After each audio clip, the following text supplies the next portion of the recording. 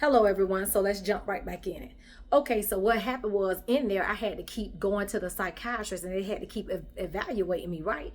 And so he was asking me all kinds of questions. And listen, I'm street smart. I realized like anything that you say is gonna make you or break you.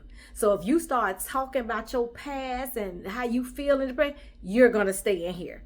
You got to make him feel like everything is peaches and cream. Like, I'm so sorry, I made a mistake. I don't feel like that. I understand what I did was wrong. And I had to get my mother, the only person that could come visit me was my mother. And I was telling my mother, hey, don't tell them nothing. Don't tell them nothing I've been through. Don't tell them you killed my daddy. Don't tell them I was a runaway. Don't tell them I was molested. Don't tell them nothing about me. I said, because I got to get out of here.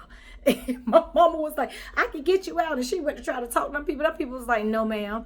No, ma'am. Until we know that she's not a danger to herself or others, the psychiatrist has to be the one to release her to sign the papers or whatever. So when you Baker Act, you can't get out. You have to, somebody has to sign you out that says you're mentally stable, you know? So in there, I realized and I saw that, the enemy, hey, remember when I was telling y'all about John 10:10? Peter even said it. Like, it's like literally, he wants to steal your life from you. Literally, he wants to kill you. He wants to destroy you. He does not want you to walk in the destiny that God has planned for you. He just doesn't. So even though so that depression and stuff like that, that is not of God. God is good. God is good. Anything that's bad, the devil has something to do with it. Trust and believe that. All of that stuff I was feeling and the voices that I was hearing about, I don't want to be here no more. Like, who you think that come from? Our mind just doesn't think like that.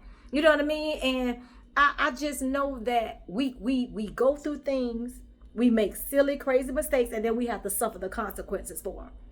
So in that mental health resource center, I was seeing those kids talking to themselves and answering themselves back, like I said, biting themselves, pulling their hair out, running around acting crazy. And I was in there just watching. And I feel like, we'll do stuff. We'll let the devil tempt us and we'll go a certain way. And the Lord will take it. He'll take it and then he'll educate you. So I felt like the Lord was saying, yeah, just look at all of this. Look at it.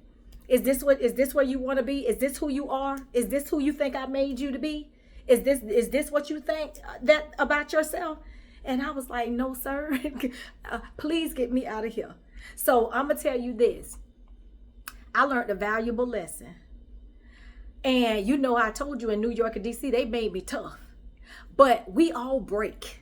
We all break. We are all human beings.